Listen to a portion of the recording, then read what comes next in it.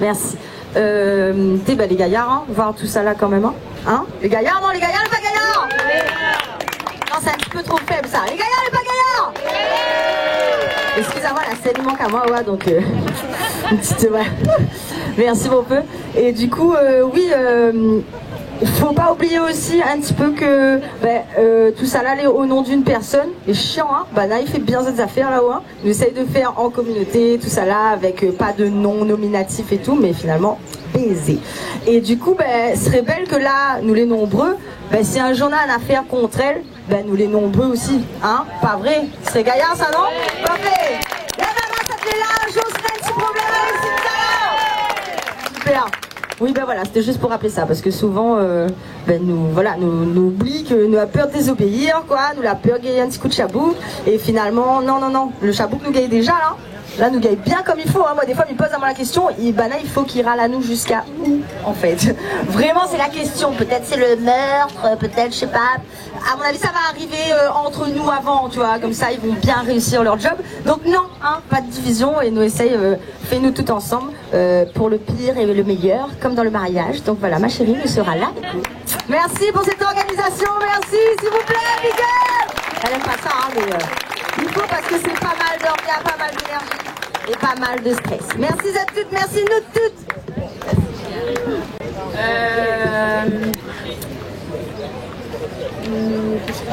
Je sais plus par où commencer. On est derrière, on fait des caches. Bon voilà, en fait, ce qui nous a rassemblés tous ici, je crois que c'est, j'en suis sûre d'ailleurs, c'est le fait que nous sommes préoccupés. Enfin, en tout cas, je vais parler en mon nom, et peut-être que c'est aussi vous ce que vous vivez, c'est que peut-être que vous êtes préoccupés par tout ce qui se passe actuellement autour de la crise Covid et de toutes les conséquences qu'il y a au niveau psychosocial, toute la classe sociale, comment ça divise la société. Et ça amène de nombreux questionnements sur le monde qu'on veut pour demain. Ce qui m'a fait bouger, parce qu'évidemment on peut se sentir impuissant. J'avais un petit peu un exemple comme celui d'un accident. D'ailleurs j'ai eu un accident il y a un an de ça. Et 10 mois après, j'ai fait 2 mois de rééducation. Et donc ça a été quand même assez long. Mais à un moment donné, les choses évoluent, les choses bougent. Il faut prendre son courage à 2 mains et y aller. Et là, c'est un peu comme si depuis le mois de mars, il y avait comme un accident qu'on vivait collectivement, un accident mondial. Donc voilà, on se rééduque. On rééduque d'une manière large. Comment on s'y prend? Qu'est-ce que vous avez à proposer? Qu'est-ce que vous pouvez faire? Il y a un collectif parents qui existe, mais il y aurait besoin, par exemple, qu'il y ait des antennes aux 4 coins de l'île pour que les parents puissent se rassembler et être force d'action et de proposition auprès des établissements, parce qu'il y a de nombreux arguments, en fait, et un gros mouvement qui bouge aussi en métropole de l'union de tous les collectifs de parents de France, qui œuvrent pour protéger les enfants, en fait, de l'impact de la crise Covid, et qui se préoccupe énormément et qui veut faire savoir à quel point c'est nocif pour les enfants de porter un masque à longueur de journée. Ce n'est pas anodin, ce n'est pas anodin pour tout le monde, c'est clair. Ce n'est pas anodin pour des enfants qui sont en développement. Ce n'est pas anodin dans leur épanouissement et pour leurs apprentissages. Ça pose des problèmes de compréhension, des problèmes d'expression, des problèmes de repli sur soi. Après, on va ajouter évidemment tout ce qui est maux de tête, gêne respiratoire, et puis tout l'aspect contre-productif, en fait, que de porter un masque à longueur de journée. quand on est un marmaille à l'école qui fait 35 degrés, qu'on le tripote à chaque instant parce qu'en fait ça gêne, parce que ça gratte, parce qu'on le met sous le nez, etc. Parce qu'ils ont du mal à respirer en fait, tout simplement. Mais il paraît que ce sont les parents qui exagèrent, il paraît que les enfants le tolèrent, il paraît que tout va bien. Donc c'est aussi ça qui nous rassemble ici, je voulais bien vous le dire. À minima, en fait, ce qui serait intéressant comme demande ou comme voie à explorer, c'est une liberté de choix, en fait, que ceux qui veulent porter un masque le portent. On peut mais complètement comprendre en fait qu'il y a des gens qui aient peur, évidemment, vu la narration de la peur en fait ambiante, qui est omniprésente. C'est partout en fait, c'est partout. Donc bien sûr, on peut le comprendre. Après, il y a des personnes fragiles qui ont peur pour leur santé, ça peut se comprendre aussi. Le bon sens ainsi que des règles de santé publique ne préconise pas le port du masque pour la population générale. Donc voilà, quoi, c'est juste revenir un peu à la base. D'ailleurs, il y a des flyers ici qui vous donnent quelques arguments quand vous voulez en parler, parce qu'en fait, c'est important de porter cette parole, de ne pas se taire en fait à ce sujet-là, de le dire, soit dans votre... je vous invite à en parler partout en fait, à le dire et à trouver des arguments par ici. Voilà, donc, et oui, je m'étends. Voilà, donc il y a tout ce qui est psychosocial en fait a peut-être plus de conséquences que le Covid en lui-même. Donc c'est aussi pour ça qu'on est là. On a aussi parce qu'on a un sentiment qu'on nous emmène vers un chaos social, vers une récession économique. Donc voilà, il y a des millions de personnes en fait, il n'y a pas que nous ici, on est très très nombreux en France et dans le monde aussi à vouloir que ces restrictions qui sont souvent basées sur du vent en fait cessent. Voilà, donc ici on a souhaité favoriser la libération de la parole et créer une bulle de cohérence, merci. Une bulle de cohérence, voilà, donc c'est aussi ça qu'on vous invite à faire, c'est à créer des bulles de cohérence et à les rendre visibles en fait, sortir de l'ombre, voilà. Donc il est vrai que je me suis beaucoup exposée pour favoriser cela. Je me sens, j'ai beaucoup de gratitude en fait que vous soyez là aujourd'hui. J'ai beaucoup d'émotions en fait, franchement. Voilà, je dois vous dire que je suis très affectée personnellement en fait par tout ce qui se passe, parce que je ne comprends pas en fait, et que j'ai une certaine peur en fait du monde qu'on offre, qu'on propose, etc. Et je ne comprends pas pourquoi tout ça. J'ai qu'une envie en fait, c'est que ça bouge et que chacun en fait se positionne à quelque niveau que ce soit en fait. C'est positionnez-vous, et j'ai organisé cette manifestation aujourd'hui. Qui fera la prochaine? Faites-le, j'ai envie de dire, voilà, faites-le quoi, ici ou ailleurs, et mais publiquement en fait, parce qu'on aurait pu se réunir quelque part en fait en cachette, mais en fait on est là publiquement, on a des choses à dire, et ce qu'on voulait, c'est qu'il y ait un vrai débat public et qu'on puisse ouvertement parler de ce qui génère de ce qui génère un malaise en fait. Il y a un malaise, il y a des injonctions, il y a un dictat. Beaucoup de gens, des millions de gens ne sont pas d'accord en fait avec ça, et n'osent pas, ont peur dans leur métier, ont peur dans la société, parce que dans la société maintenant tu marches sans masque, on te regarde comme je sais pas quoi, pour un peu t'es dans ton milieu professionnel, même si tu sais au fond de toi que ça n'a pas de sens, c'est démesuré tout ça, à tout niveau. Et bien malgré tout, dans le cadre professionnel, c'est chaud en fait de se positionner. C'est très chaud, c'est compliqué.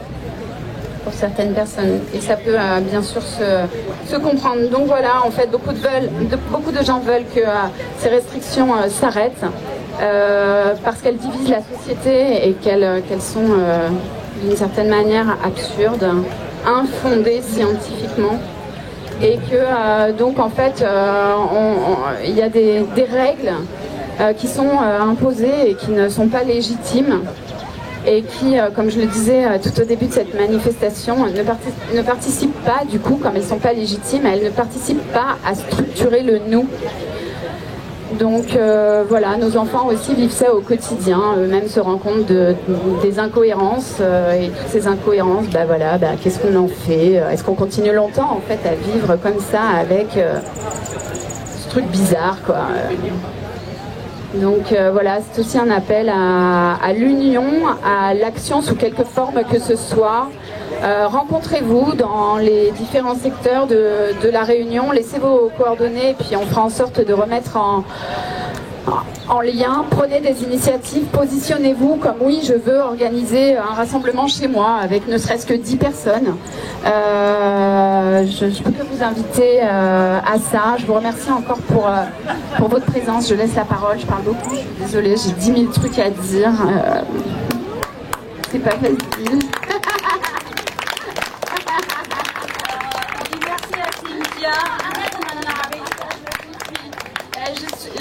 Voilà, je suis là parce que tout ça m'anime énormément et par un besoin de fédérer. Voilà, un appel à l'union. Voilà, c'est pas sur un plan. Voilà. Je vous remercie pour vos remerciements.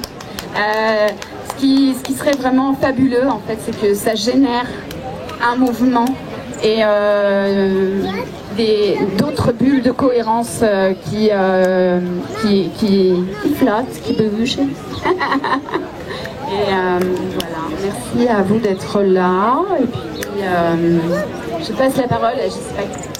Ce qu'on fait là, c'est de la désobéissance civile. Elle avait tout un discours dessus. Je pense que Louis Fouchet nous donne beaucoup d'informations et d'idées. En tout cas, il nourrit aussi notre réflexion. Gandhi la nourrit parce que, il y a celui qui l'a théorisé, c'est Thoreau. Je vous invite à aller les regarder sur Internet. Mais là, aujourd'hui, grâce à ce monsieur qui est en face de moi, il vient de m'expliquer, notre ami Raoult a encore pris la parole. Et en fait, il y a une étude qui vient d'être faite selon l'équipe de recherche épidémiologiste, donc d'un ponte de l'université de Stanford qui s'appelle John Ioannidis. Ok ? Et alors attendez-vous bien, cette enquête a été faite dans 10 pays, dont la France. Et vous savez quelle est la conclusion de cette enquête ? On va être content, hein. Mais ils vont nous dire non, mais les enquêtes ça sert à rien, c'est des conneries. Mais en fait, cette enquête, elle nous dit quoi ? Étude. Elle nous dit que le confinement n'a aucun effet significatif sur l'évolution de l'épidémie. Le confinement n'a aucun effet significatif sur l'évolution de l'épidémie. Toutes les mesures sociales n'ont aucun effet. Aucune de toutes les mesures sociales qui sont prises depuis des mois n'a aucun effet sur l'évolution de la pandémie ou de l'épidémie au niveau national comme au niveau international. 10 pays ont participé à cette étude. C'est pas une enquête, hein. C'est une étude, elle existe. Allez sur Internet, tapez le nom de monsieur Léonandis, quelque chose, c'est ça ? En fait, le lien qui est là-dessus, ça s'appelle onlinelibrary. Bon, il faudra aller voir. Mais si vous tapez, c'est passé sur Sud Radio. Hein, Berkov, dans tous ses états, il interviewe Raoult, et Raoult donne cette info. Oui, je voulais parler aussi de ce qu'a fait Michèle Rivasi. Je ne sais pas si vous connaissez, Michèle Rivasi, elle est députée européenne. Donc elle a porté plainte, hein, en tant que députée européenne contre la Commission européenne, c'est compliqué de dire, la Commission européenne, pour leur opacité sur le dossier d'AMM. AMM, c'est autorisation de mise sur le marché. Donc il y a une plainte. On n'est plus dans le... Est-ce que tu peux me donner... Non, on est dans une plainte. Et quand Réaction 19 avec Maître Brouza, quoi qu'on en pense, il y a plein de dossiers en cours. Moi, je suis aussi en contact des cabinets d'expression en métropole qui ont été très militants pour la 5G et compagnie et qui sont en train de mettre en élaboration du PAC, une pétition d'action collective avec probablement plus, ils espèrent 100 000 signataires parce que ça débouche sur des possibilités d'autres plaintes. Donc actuellement, qu'est-ce qui se passe? Vous avez le côté citoyen, vous avez le côté médical et vous avez le côté juridique. Le médical, nous on aimerait que ça aille plus vite, citoyen aussi. Juridique, voilà, on prend du temps. Mais la vérité, on va la voir un jour. Et tous ces gens-là qui se donnent une légitimité parce qu'ils sont dans des administrations, dans des ordres, etc. Il faut bien voir qu'à un moment, on verra qui a raison. On ne sera pas demain, on sera peut-être après-demain, on sera peut-être mort. Mais l'histoire retiendra probablement que c'est une véritable arnaque, tout ça. Et que ces gens décideurs, je crois qu'ils commencent à percevoir où est-ce qu'on pourrait aller sur ce terrain. Et il y a deux réponses à ça, hein. Soit admettre qu'ils se sont trompés, on va dire qu'ils se sont trompés, c'est pas volontaire, soit ne pas l'admettre et imposer des mesures de plus en plus dures. Vous pensez qu'il était prévu quand même, je crois, d'après nos sources, très sourcées, parce que ça vient quand même de parlementaires, que le confinement devait être annoncé jeudi pour être là samedi en France. Hein. Vous pensez pourquoi est-ce que Macron, il attend? Parce qu'il dit, j'ai peut-être été trop loin, préparons-les, et puis peut-être disons, ah bah tiens, je suis sympa, on va faire des demi-mesures. Parce qu'ils savent qu'à partir du 1er février, énormément de restaurants, peut-être des salles de théâtre, j'en sais rien, qui vont réouvrir. Donc ces gens commencent à avoir peur. Et quand vous avez des juristes, vous savez, c'est comme vous, les citoyens, à mon avis, vous êtes citoyens d'aujourd'hui, vous serez citoyens demain, et après-demain, vous serez là à soutenir tout le monde. Les politiques, vous voyez ce qu'ils étaient aux États-Unis, il y avait deux camps, hein. Et puis il y en a un qui il se retrouve un peu tout seul dans son golf. Hein. Donc les gens qui ont le pouvoir et se sentent bien, et ben, le jour où ça commence à péter de partout, tout d'un coup les amis partent. Et voilà, et c'est ce qui risque de se passer. Et ça, c'est pas que dans les nationaux, hein. Dans les délégations régionales de ces nationaux, il ne faut pas croire qu'ils seront indemnes. On a les mails, on a les vidéos, on a ce qu'ils ont dit. Alors après, ils peuvent nous attaquer, mais bon, ils nous attaquent, on appuie sur un bouton, vous avez tous les avocats de la Terre qui... Donc je pense que ça serait un énorme risque qu'ils feraient, surtout quand on sait qu'individuellement, quand on leur pose la question, ils partagent énormément nos points de vue. Simplement, ils n'osent pas. Soumission à l'autorité ou à la hiérarchie. Il vient faire un câlin. Allez. Bon, bonjour à tous. Alors, moi, je m'appelle Patrice et vous allez voir, c'est un lien. Alors, pourquoi on en est là? Pourquoi aujourd'hui on en est là? Posez-vous les vraies questions. Pourquoi aujourd'hui on en est là? Répondez-moi. Tout simplement, et le docteur Deschazos, je pense pas qu'il va me contrarier. Aujourd'hui, dans ce pays, ce gouvernement et toute la smala, je vais dire ça comme ça, ils ont décidé de ne pas soigner les gens. C'est ça la vraie vérité aujourd'hui. On le voit bien, ça a commencé au mois de janvier. Ils ont interdit l'hydroxychloroquine, un médicament que j'ai pris moi.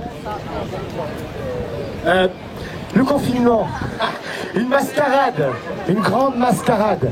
On est obligé de signer des autorisations nous-mêmes, donc de s'autoriser, si on dit ça comme ça, pour sortir. Non mais franchement,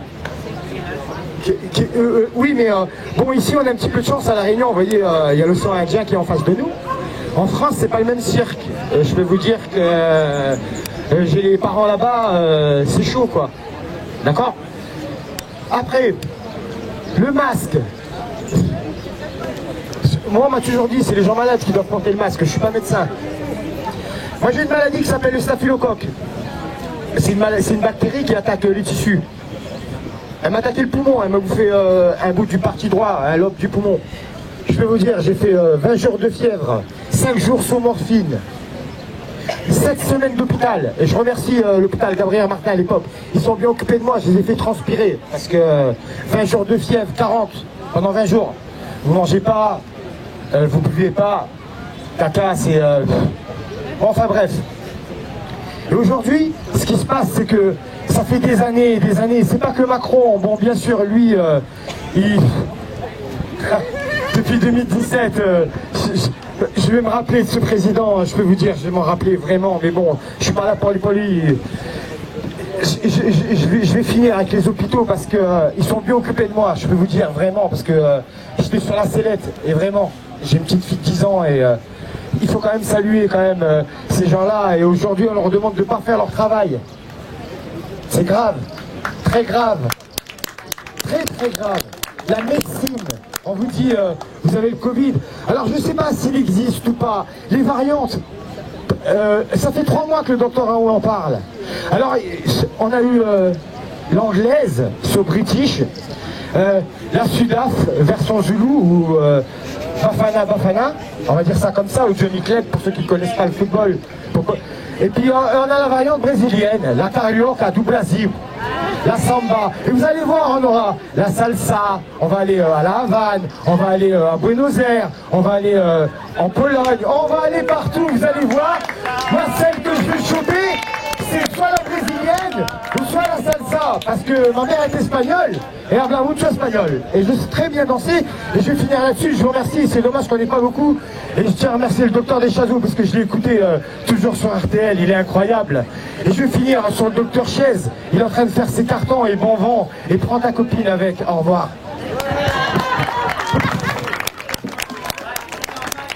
Je ne sais pas si certains se rappellent, il y a eu les mouvements des Gilets jaunes.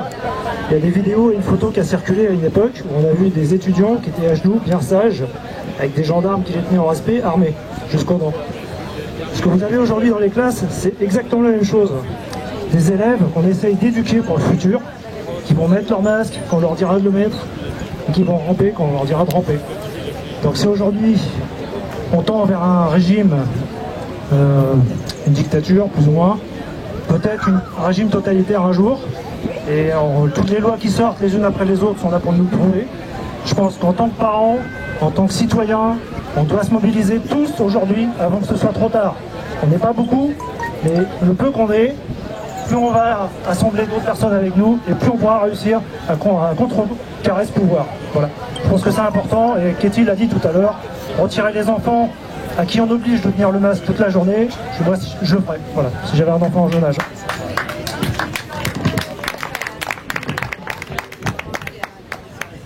Je voulais juste terminer avec ça, justement, merci de faire ce pont d'information.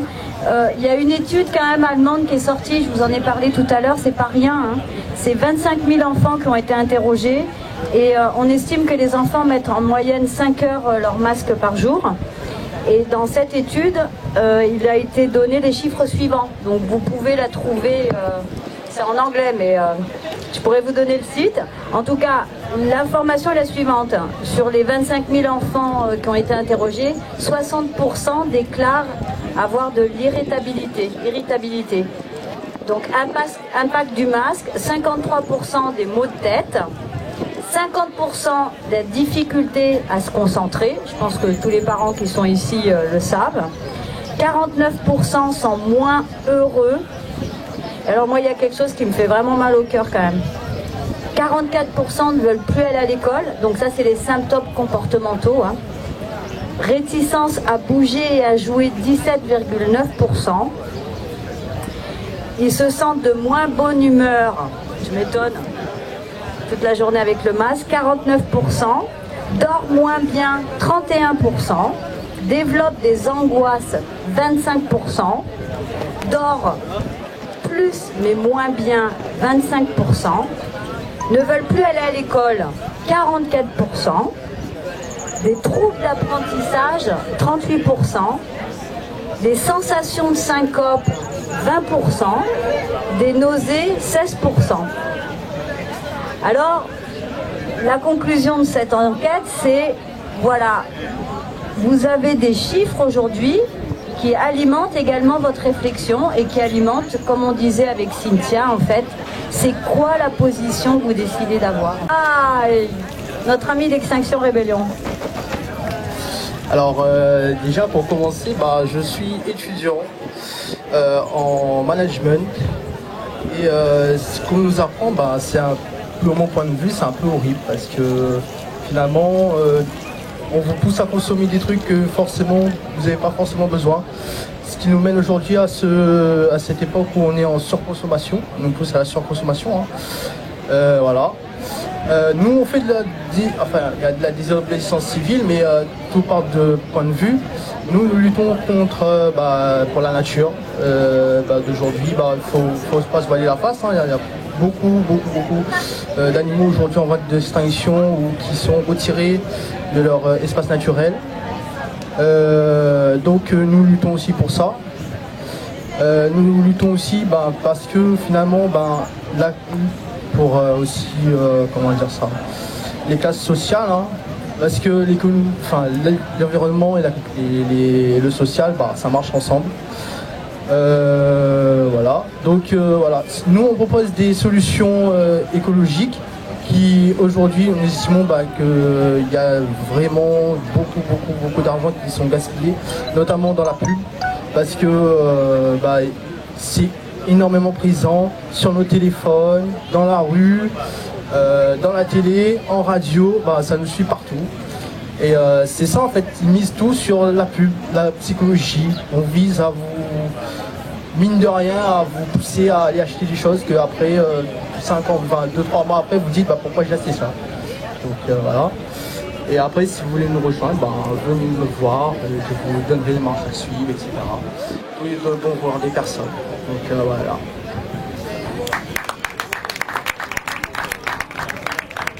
Je vais peut-être conclure, je ne sais pas où est Cynthia. En tout cas, voilà, l'appel d'aujourd'hui de ce rassemblement, c'est 4 collectifs. Alors, il y a quelqu'un qui est venu me voir en me disant « Mais pourquoi il y a ces différents collectifs ?» Voilà, les médecins se regroupent pour parler entre eux. On avait dit les parents, c'est bien s'ils se regroupent parce que finalement, l'impact sur les enfants, ça va peut-être les aider à se mobiliser, à avoir envie de faire des actions ensemble. Mais en même temps, l'idée, c'est que dans une société, en fait, on est tous unis, donc collectif ou pas collectif. Ce qui va nous unir aujourd'hui, c'est quelle position on décide d'avoir, quelle action on décide d'avoir, quel lien on décide d'avoir les uns les autres, quelle est notre position sur la désobéissance civile. Moi, j'arrive à ça, parce que je pense que c'est peut-être une des voies aujourd'hui. En tout cas, ce qu'on a fait aujourd'hui, c'est clairement ça, même si vous ne le conscientisez pas, mais ça fait partie de ça. Et puis je vous invite peut-être à aller chercher d'autres informations, à creuser. Et puis comme dit Cynthia, aujourd'hui c'était nous qui mettions de l'énergie. Demain ça sera d'autres personnes, parce que ce qu'on vit sur des mois, c'est qu'en fait à un moment donné on a besoin d'avoir des gens qui sont là régulièrement au quotidien. Ça prend beaucoup d'énergie et après chacun décide de mettre l'énergie là où il a besoin et comment il peut le faire. Voilà, ce que nous on expérimente aussi dans cette belle histoire de la vie, c'est de laisser tomber le jugement, de se regarder dans les yeux, d'apprécier qui on est. Et ça, c'est aussi une belle histoire du vivre ensemble. Donc je reviendrai sur ce slogan qui pour moi m'inspire beaucoup, c'est que soyez le changement que vous voulez voir demain dans le monde. Parce que c'est pas les autorités. Moi, j'ai fait 20 ans d'humanitaire, j'ai travaillé avec des gens qui étaient à la base. Et pour faire changer les mentalités en termes de prévention, à un moment donné, le discours c'est toi, c'est moi, c'est nous ensemble. Si on attend aujourd'hui que ce soit les autorités qui nous disent qu'est-ce qui est bien, et ben en fait aujourd'hui ils nous montrent la direction. C'est voilà ce qui est bien pour vous. Mettez un masque sur la gueule, arrêtez de parler, arrêtez de vous aimer, arrêtez de danser, parce que depuis le 21 août on nous interdit de danser sur cette île, d'accord? Depuis le 21 août le décret, moi j'ai suivi tous les décrets qui ont été promulgués. Donc c'est ça en fait, l'autorité nous dit ça. Qu'est-ce que nous maintenant, on décide de dire pour nous? Parce que la pensée unique, il y en a qui ont écrit des super choses là-dessus, c'est à un moment donné, pensez par vous-même, parce que on a des médecins qui nous donnent des infos, mais mère de famille, moi je suis psychothérapeute, il y a des gens qui sont ici, qui ont d'autres corps de métier, on a tous quelque chose en commun, c'est qu'on n'est pas stupide, d'accord? Et que la boussole intérieure que l'on a, d'accord, qu'on l'appelle esprit, qu'on l'appelle intuitivité, qu'on l'appelle ce que vous avez envie par rapport à votre propre croyance, elle a besoin aujourd'hui de vous éclairer. D'accord? Et donc cette stratégie de la peur, il y a Naomi Klein en 2007, elle a écrit un super livre qui s'appelle La stratégie de la peur. Et elle écrivait exactement ce qui est en train de se passer aujourd'hui. C'est en déployant un scénario de peur, comme aujourd'hui le virus, qu'on peut manipuler et maîtriser les consciences des gens. Et c'est exactement ce qui se passe aujourd'hui. Voilà.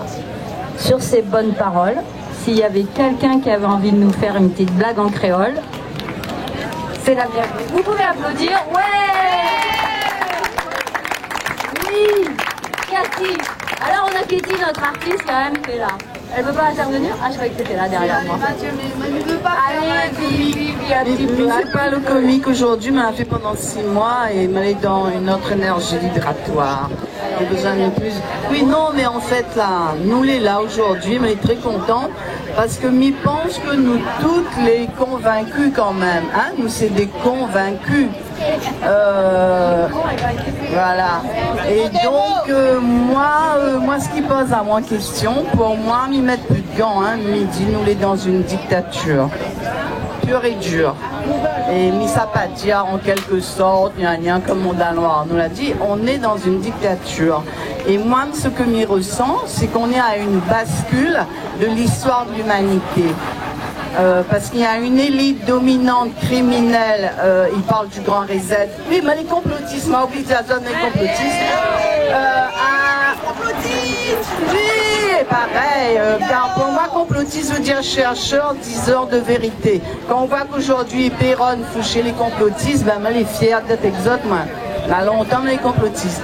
Parce que m'y réfléchit. Mais n'a jamais pensé dans les clous, mais n'a pas supporté l'école parce que ne pense pas comme l'école. Et pas aujourd'hui, mais les grands-mères, on va changer à moins.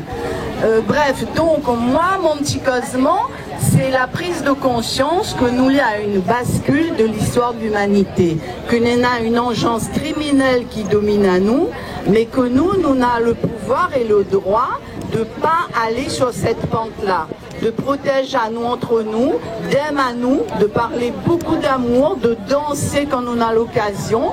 Moi, mes rêve de faire un bal populaire exote. Bientôt, on a fait là comme ça, la couille empêche à nous danser après là. Et donc voilà, donc avoir bien ça en tête. Et ce que les dur, c'est de constater que n'a beaucoup de gens, parce que je t'écoute BFM le soir, alors qu'il y a plein de choses très riches sur Internet. Peut-être aussi organise à nous pour montrer aux gens d'autres vérités que ce que le récit peu négatif imposé par le gouvernement. Aujourd'hui, ça qui est insupportable, et l'a aggravé là ces derniers mois, c'est qu'on n'a point le droit de penser différemment. C'est pour ça que moi, je trouve scandaleux qui attaquent des grands médecins comme Raoult et bon, tous les autres. Hein. Et ben là aussi, parce que ben là, a fait l'intimidation, la goutte l'OMS l'autre jour. Et mais veut dire que tout ça là, est-ce que chacun ne peut pas essayer de parler à une personne pour essayer de secouer son neurone, quoi? Tout doucement, avec amour, avec bienveillance. Vous faites là, ma beaucoup fini. Ça pas empêche à moins causer. Et donc là, voilà, mais veut dire, nous peut pas le laisser à nous. En plus, nous l'a déjà vu ça, nous connaissons que la Hitler, alors tout le temps on a dit plus jamais ça. Mais là, nous l'avons en plein dedans la marmaille. Nous l'avons en plein dedans et nous accepte, on dirait nous accepte. Et là, les à ciel ouvert, nous l'avons emprisonné chez nous, le camp d'extrême de concentration, c'est notre case. Et nous, on a l'épée de Damoclès ici. Moi, je pense que nous, on a un préfet, il est un peu fade, il est un peu gentil. Mais demain, il faut, nous, un préfet là, demain, quand il change à là, qui dit, ah oui, on ne confine pas nous ici. Voilà. Donc, chacun essaye de secouer un peu le neurone. Ah, le neurone, son dallon, son voisin, pour dire, Ali, ben, regarde la vérité, regarde la réalité. On ne peut pas laisser tuer comme ça des grands scientifiques parce qu'ils veulent inverser les choses. Bon, allez, m'y arrête, parce que là, dis-moi, Domoun, ça va, comme si depuis tout à l'heure, là, Domoun, ça va pas. Bon, ben, bisous à tous, mais j'espère que tu seras là d'autres fois. Et voilà, cause avec Domoun.